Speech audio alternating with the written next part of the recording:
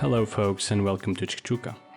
Today we're making one of my favorite easy Algerian recipes, Zucchini Chekchouka, or what we call Chekchouka Courgette.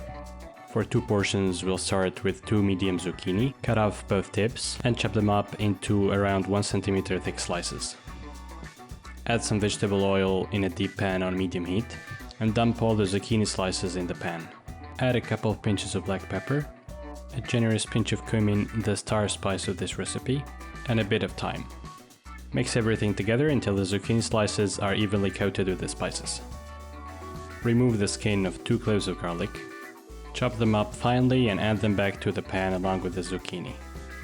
Mix the ingredients together and keep them moving from time to time until the garlic is fragrant and you can see some browning on the zucchini. Next up we'll need 3 medium tomatoes. Cut them in half to remove the stem. Make 2 or 3 vertical cuts and dice them up to small to medium sized cubes and put them in the pan with the rest of the ingredients. Let's add a generous amount of sweet paprika and a few big pinches of salt. It's time for one last trip to the cutting board. Take a couple of twigs of fresh parsley, roll them up and roughly chop them. Set aside half of the parsley and add the other half to the pan. Let's add some tomato paste for a deeper taste and color.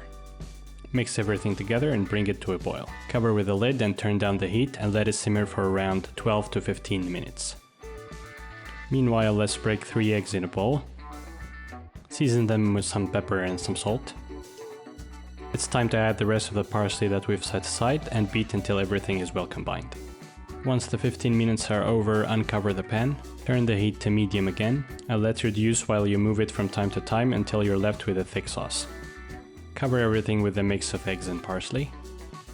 Let simmer and move things gently without mixing to allow for the eggs to cook all around. Alright, it's time to serve our chekchouka. The amount of ingredients we've used should be enough for 2 people. The smell of fresh parsley is adding a whole dimension to this dish. Forget about forks, this one deserves proper finger dipping. To me, this is definitely one of the best uses of zucchini. That's it for today guys. You can find the ingredient list in the description as usual.